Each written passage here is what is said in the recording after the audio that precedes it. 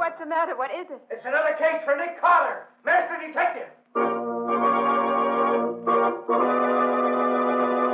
Yes, it's another case for that most famous of all manhunters, the detective whose ability at solving crime is unequaled in the history of detective fiction, Nick Carter, Master Detective, presented by the three great Linex home brighteners, Linex Clear Gloss, Linex Cream Polish, and Linex Self-Polishing Wax, created by Acme, America's great producer of Acme quality paints.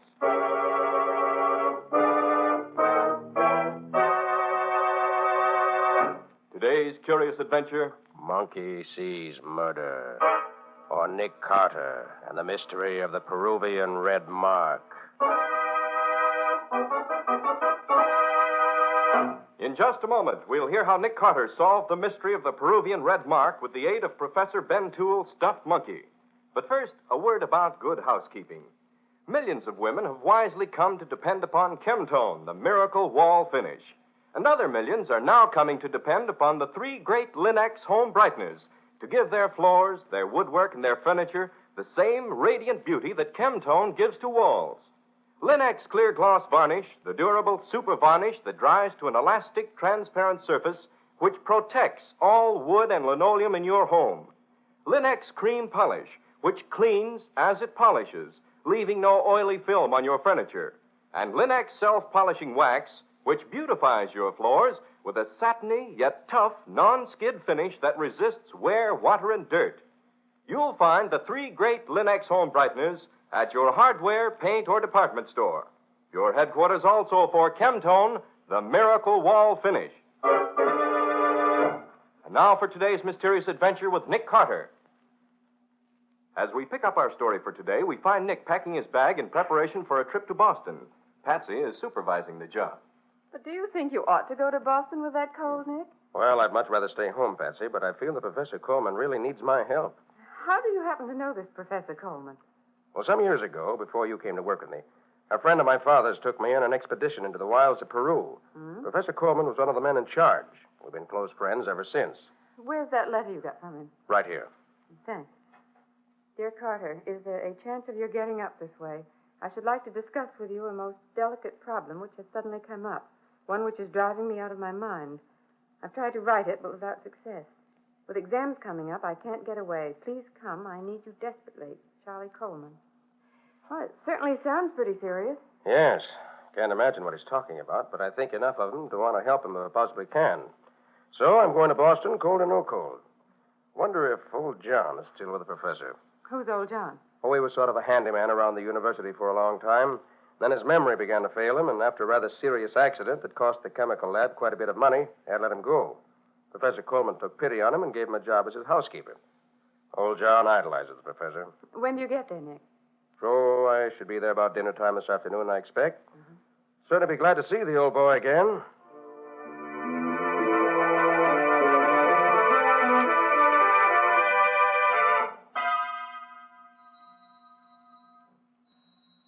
Suppose I should have phoned before coming. Stupid of me.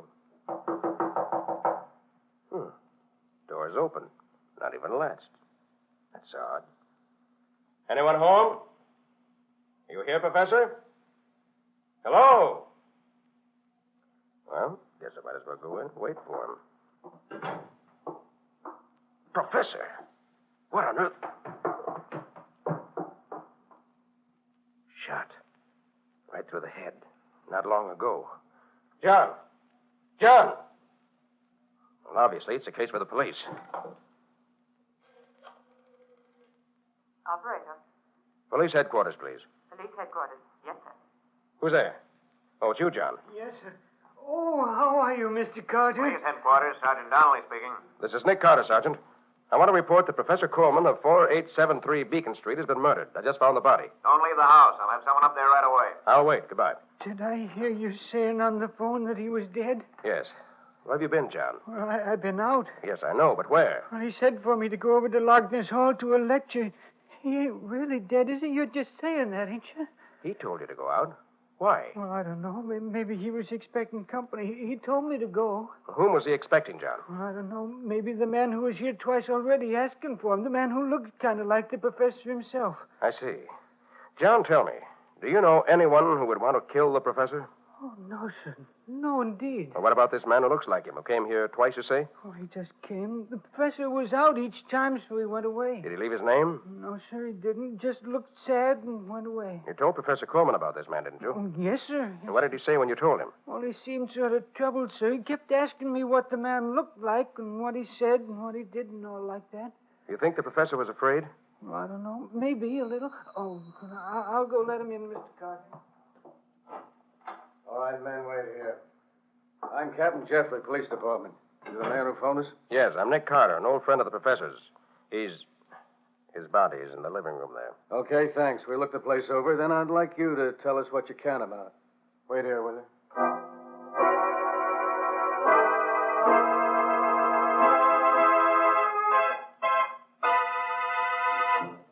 And you say you've known Coleman for years? Yes, ever since we went on that Peruvian expedition together. I only stayed there a few months, but Benjamin Toole, the head of the expedition, and most of the others stayed on until their work was finished. Well, Mr. Carter, if there's nothing else you can tell us, we'll be getting back to headquarters. You're going to be in the city for a while? Yes, at least until this is cleared up. Where'll you be? I imagine Ben Toole will want me to stay with him when he knows I'm in town. He generally does. I see. You can get me there if you want me.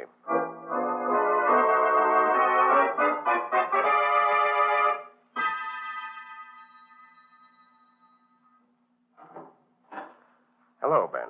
Carter. Nick Carter. Well, this is a surprise. When did you get into town? This afternoon. Well. I'll call Peterson and Charlie Coleman right away. We must have a real old-time reunion. I've just come from Professor Coleman's, Ben. He's dead. Huh? Dead? Charlie dead? Oh, surely you're not serious. I'm afraid I am, Ben. He was murdered late this afternoon. Murdered? It doesn't seem possible. Didn't to me either. You see, here, we better call Peterson and tell him. He should know at once. Suppose I ask him to come over right away. But you don't realize, Nick, how he and Coleman have drifted apart in the last couple of years. He's still hot-headed as ever, I'm afraid. Oh? Why, what was the trouble between him and Coleman? Coleman thought Peterson drank too much. Peterson was in his department, you know. And Peterson thought it was none of Coleman's business what he did outside of ours. Once they actually came to blows, very briefly. I see. I suppose Pete will take over Professor Coleman's job now. He was in line for it, wasn't he? Yes, with a nice salary increase, too. Well, I'll give him a ring when he gets here. You can tell us both all the details.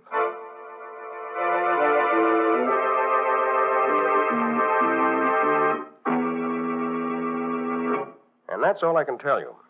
I don't suppose, Peterson, that you have any more idea than Ben does what the problem was that Coleman wanted to discuss with me. Not the slightest, Carter. You and I were scarcely on as intimate terms as that. Of course, I'm sorry that he's dead, but I don't expect to go into mourning for him. We're all sorry he's dead. He was a good man and a good scientist. Yeah, I've got to be running along. I have work to do. Nice to have seen you, Carter. Now, wait a minute, Peterson. Let's drink a toast to Coleman's memory before you go. No, thanks. I've stopped drinking. Since when? The stuff was beginning to get me. I was beginning to do things without knowing it. You've changed, Peterson. Things like that didn't used to worry you. Yes, I know. Guess I'm getting older. Well, good night. I'll see you again if you stay around a few days, Nick. I'll let you out if you must never go. mind, Ben. I know my way around here. Good night.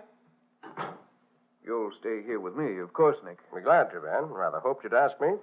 Before we turn in, I'd like to show you the work I've been doing. My book on the expedition, you know. Oh, yes. How's it coming along? Nearly finished at last. It's been a terrific job to correlate all that material that we gathered in that year in Peru. It's not the money I'm after, you know. It's recognition. Recognition for all those months and years of hard work and perseverance. I'm getting old, you know, and I may not have... What is it, Ben? Look here. All over my manuscript. These red marks. Oh, what do they mean? You know what this is, don't you? The mark that's scrolled all over these papers? Why, it looks like a big red letter F. Is it? After you left the expedition and went back to New York, we found one of our head guides murdered in his tent one morning. And on his face and all over the walls of the tent, written in his blood, was the same symbol. The natives told us it was a message, a warning, a promise of death. But who in the world could have... I don't know. I don't understand it at all. First Charlie Coleman murdered, and now this. Oh, what can it mean? I don't know, Ben. But the best thing to do right now is call the police. It's undoubtedly linked to Charlie Coleman's death some way.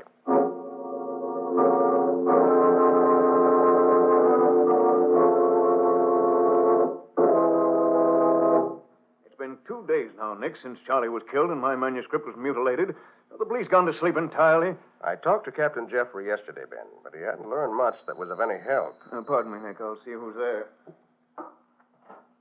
Good afternoon, Professor Toole. Hello, Captain Jeffrey. Have you got some news? Well, yes and no.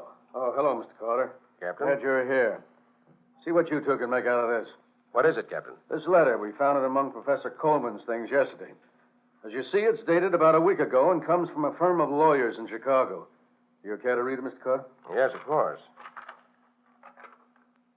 Well, that's odd. What is it, Nick? Briefly, it says that Professor Coleman's father died a few weeks ago, and the lawyers just found out. His will left his entire estate to his two sons, Charles and Bennett. Well, that fits in with what old John was telling me the other day about the stranger who resembled Coleman. I hadn't heard that. When Professor Coleman's servant told us about him, we checked up on him. It's pretty certain that a man who looks a lot like the professor has been seen around quite a bit recently. Several persons have seen him. Was he alone always? Yeah. No one has ever seen him with a professor. Did you read the rest of the letter? Yes. Goes on to say, Ben, that if one brother only survives, he shall have all the money. But the letter says the lawyers have had no word about Bennett's whereabouts for over 5 years. They want to know if the professor could help them. The surviving brother gets the whole estate? That's it. Then maybe the stranger was Bennett. And maybe he killed Charlie so that he'd be the surviving brother. Or perhaps they had an argument over the money and the professor was killed in a quarrel. Did you know about his brother, Ben? Yes. Charlie told me a long time ago. But he swore me to secrecy. But after what's happened, I think I better tell you. Charlie's brother, Bennett Coleman, has another name. Vern Call. Vern Cole? Why, he's a crook. Is he Charlie's brother? Yes, and he's bad. All bad. He recently escaped from a Carolina prison after serving 3 years of a long sentence for armed robbery. Well, that's the answer to the whole thing right there. As this Bennett was a fugitive from justice, he knew he couldn't collect his share of the money without being caught. So he made tracks here to see his brother. They had an argument. That's impossible. Why? Bennett couldn't have come here for his share of the money, because he was seen here in town before Charlie got the letter telling of their father's death. Well, maybe I was wrong about the motive, but I'm right about him being the killer. That delicate situation the professor wrote you about could very well have been because Vern Call was hanging around. And that would have been very delicate for a professor in a college like this. You make it sound very simple, Captain. Well, it is simple, so why complicate it? Our job right now is to find Vern Call. I'll get out an alarm for him immediately.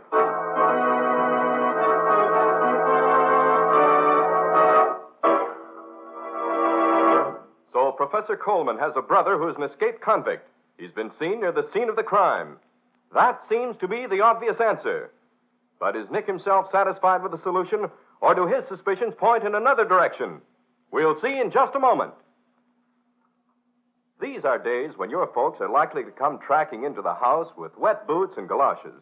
And those tracks can mean a great deal of work for you homemakers. Not only do you have to wipe up the floors, but it's quite likely that moisture may impair the floor finish. So here's the wise thing to do. Protect the floor surfaces in your home with Linex Clear Gloss Varnish.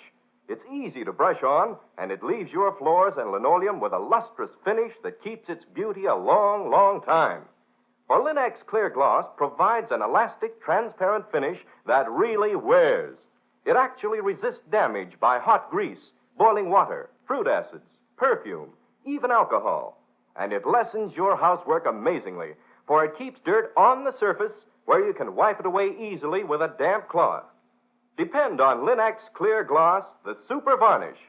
Thousands of wise homemakers have found it the finest household protective finish in their experience. So ask for it at your dealers. Linex, L-I-N-X. Linex Clear Gloss Varnish. You'll find all three great Linex home brighteners and Chemtone, the miracle wall finish, at hardware, paint, and department stores everywhere.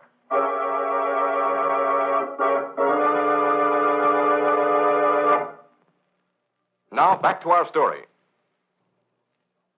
As we pick up our story, it's about 10 o'clock in the evening. Nick and Professor Ben Toole are sitting in the professor's study. I think I'll turn in, Ben, if you don't mind. Nick, do you think Captain Jeffrey was right this afternoon? No, I doubt it. Vern Cole doesn't explain the marks on your manuscript. It sounded like the window in your study being... What I thought. The stuffed monkey on my desk. What the deuce? Somebody moved the monkey from the top of the bookcase down onto my desk. put the dunce cap on him and put that card in his hand. That red ink sign on the card. The same as the one that was on your manuscript, isn't it? Yes, Nick. The same sign. It's come again. Is your window locked? No. No, it isn't.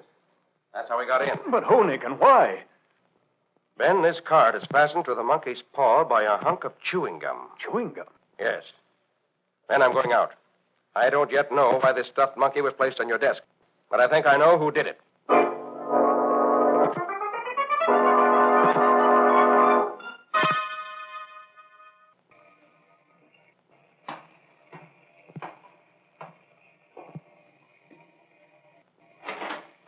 I've been waiting for you, Nick. Come in quick. You're soaking wet. Peterson was here. Just left a few moments ago. I phoned him to come over after you went out. Ben, old John Dyson was murdered tonight. Old John, murdered. Yes, shot. Same as the professor was. I knew it. I could feel it in the air. How did you happen to go there?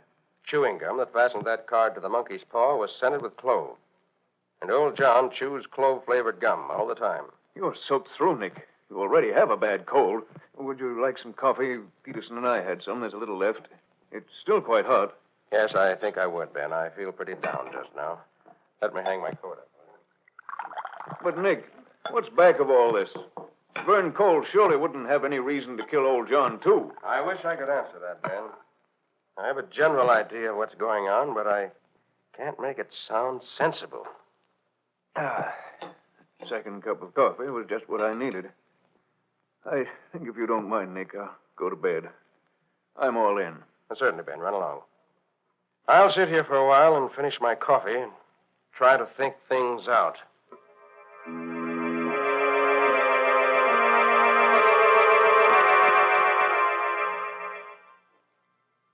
Oh, my stomach. Something I ate. Or drank. My coffee. That poisoned coffee. I gotta find something and get rid of it.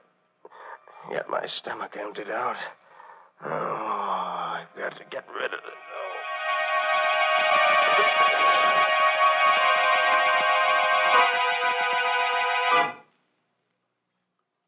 How are you feeling now, Ben? A little better. We nearly died, Nick. Don't I know it? Feel sure that if I'd retired at a reasonable hour, I should have died without ever getting out of bed. But fortunately, when the poison took effect, I was still sitting in the study. I managed to get to the kitchen and find some mustard and eggs and warm water and got cleaned out. Oh, if you hadn't hauled me out of bed and treated me, I don't think I could have made it. I couldn't move when you found me.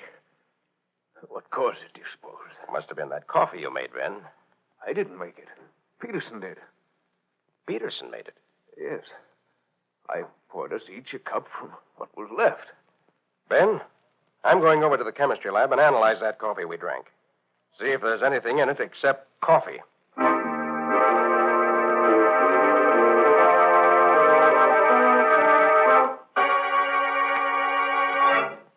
You found there was arsenic in the coffee left in your cup, Carter? Unquestionably, Captain.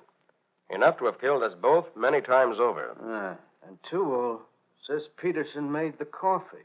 Yes. Say, Peterson was with you on that Peruvian expedition, wasn't he? Well, yes, he was, but there's no motive, Captain. Yeah. Oh, by the way, the alarm I sent out for Vern Call, or Bennett Coleman, if you prefer, has brought results. He's been in a hospital in Alabama for the past month with a broken back. Victim of a hit-and-run driver. I was right then. I thought it was funny he and Charlie were never seen together. Huh? Then who was the stranger who looked so much like Professor Coleman? Hey, maybe Peterson can tell us something about that.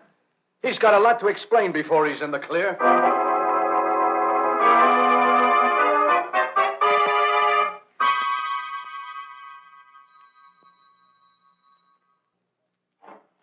Oh, Captain, come in. I just got here myself. What's this all about, Carter? Why did you want me to meet you here at Professor Coleman's residence? A hunch, Captain Jeffrey. Yeah? See, it's like this. After I left you this morning, I got to thinking. And suddenly things began to fall into place. That was when I called you and asked you to meet me here. I need one more piece of evidence, and I hope we'll find it here. What are you going to do, Carter? I want to go through old John Dyson's things. May take time, but I feel sure it'll be worth it.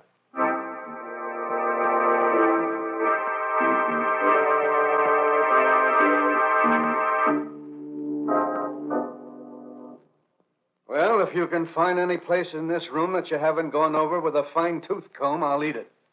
The only place you've missed is that old tobacco jar over there. That's right.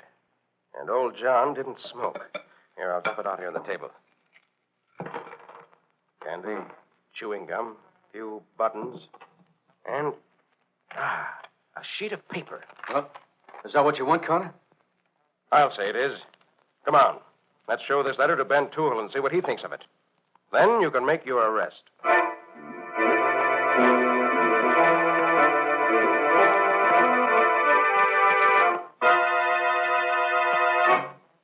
This is Ben's room.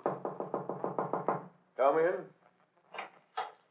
Oh, hello, Nick. Captain Jeffrey. Have you found something? Yes, Ben. We found this. Here. I see. Where did you find it? In old John's room. In the tobacco jar. Tobacco jar. I didn't look there. I thought I looked everywhere. Even at murder, I was a failure. Like everything else. Yes, Ben, you've made a mess of your whole life, I'm afraid. You know what I did? Yes, I know everything. Well, I guess it's time for me to take over here. I'm sorry, Professor Toole, but you're under arrest for the murder of Professor Coleman and old John Dyson. And the attempted murder of Nick Carter. I'm sorry, Nick. I've always liked you. But I couldn't stand the thought of being known as a failure in my chosen profession. I hope you understand. Yes, Ben, I do. And I'm sorry for you. But murder is never the answer. It can't be. Although most murderers find it out too late.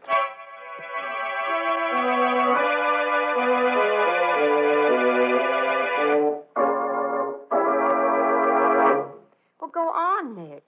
You gave Professor Toole a letter to read. What did it say? It was a letter from Professor Coleman to me. One he wrote to me, but never sent. But what did it say? It was that he, Professor Coleman, had suddenly learned that the whole affair of the expedition to Peru was a colossal fake. What? Engineered by men who made a small fortune by selling us supplies and renting us the Indians we used as guides and porters. It was a gigantic frame-up, with fossils and other relics planted for us to find. Gee. It was done by men who knew the subject well enough to fool everyone at the time. And Coleman says it was only very recently that he accidentally discovered it. Oh. He investigated further and found that it was true. Ben Toole was writing his life's work on the basis of a fake lot of evidence. Ben must have known it, of course, but must have decided to go through with it rather than admit the truth. Gosh, what a terrible thing it would be to find that the biggest thing in your life was phony. Exactly, Patsy. So terrible that when Ben found Coleman knew, he resolved to kill him before he could tell anyone. So he made himself up to look like Coleman and hoped to be taken for his brother. But they were never seen together. That was my first clue. Oh? Then, having set the stage that way, and knowing that the brother, being an escaped convict, could not appear to defend himself, he killed Coleman. But, Nick, what about that red Indian sign on Professor Toole's manuscript? They weren't Indian marks at all, Patsy. They were plain, everyday F's. F? Ben never flunked a student except for cheating. And then always put a big red F on the paper. Oh. Well, old John found the letter Coleman wrote to me and didn't send, realized what it was, and kept it to torment Ben with. He hated Ben because Ben was one of those who had old John fired from the college after the accident in the chem lab. And he marked the manuscript himself to show he knew Ben was cheating. Oh, he must have hated him to do a thing like that. He did. And putting the dunce cap on the stuffed monkey and putting the card in his paw with the big red F on it was his way of rubbing it in. But he gave himself away with the clove-scented gum he used. And when I left Ben's house to go see old John, Ben knew where I was going and beat me to it. And, of course, poisoning the coffee was the really fatal mistake. You mean because you didn't die? No. Because he put a lot of poison in my cup, and only enough in his own to make him slightly ill. He drank a whole cup and was only barely sick, while I drank only a little of mine and nearly died. Oh, I see. So the poison couldn't have been in the coffee. It was put in the cups themselves while I went to put my coat away.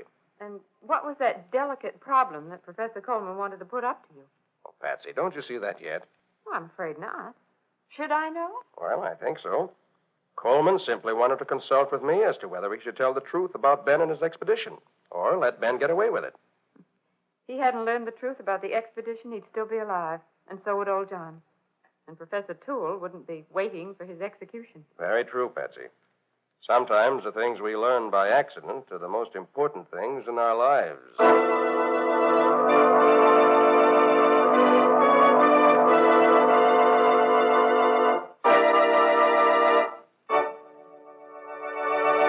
In just a moment, Nick and Patsy will bring you a preview of next week's exciting case. But first, note this. Pleasant surroundings make you happier, calmer, more contented, don't they? That's why thoughtful homemakers make a point of keeping their homes pleasant, shining bright, and sparkling clean. Thousands of American women have turned to the 3 great Linex home brighteners to help them with this task. For instance, Linex cream polish for fine furniture gives your household things a handsome, lustrous look in half the time. That's because Linex cream polish cleans as it polishes, saving one whole step in your cleaning day routine. Only one quick application is needed to remove that cloudy accumulation of dust and previous polish. And at the same time, Linex cream polish does away with messy fingerprints and helps conceal ugly scratches. And it leaves no oily film to attract more dust, to make more work. There's no doubt about it. Linex cream polish is a really worthwhile shortcut to furniture upkeep. It's the modern way to protect your fine belongings. So make a point of asking your dealer for Linex cream polish. Get all 3 great Linex home brighteners. Remember, that's Linex, spelled Lin-X. You'll find them all. Linex self-polishing wax, Linex cream polish, and Linex clear gloss varnish at your nearest hardware, paint, or department store.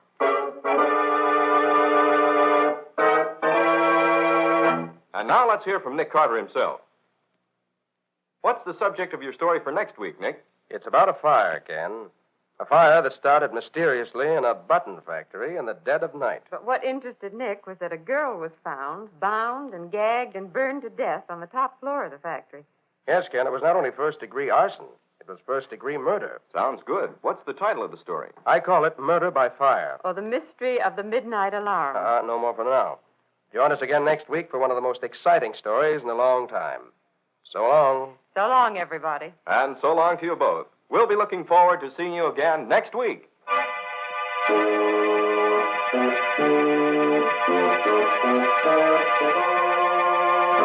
Next week at this same time, listen to another curious experience of Nick Carter, Master Detective, entitled Murder by Fire. Or Nick Carter and the Mystery of the Midnight Alarm. Nick Carter, Master Detective, is featured in Street and Smith magazines. Lon Clark is starred as Nick, with Helen Choate as Patsy. Original music is played by Lou White, and the programs are written and directed by Jock McGregor.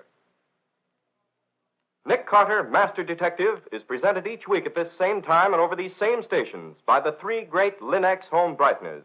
Linex clear gloss varnish, Linex cream polish, and Linex self-polishing wax. Created by Acme, America's great producer of Acme fine quality paints. This is Ken Powell speaking for the thousands of Linex dealers all over America and saying so long until next week. This is Mutual.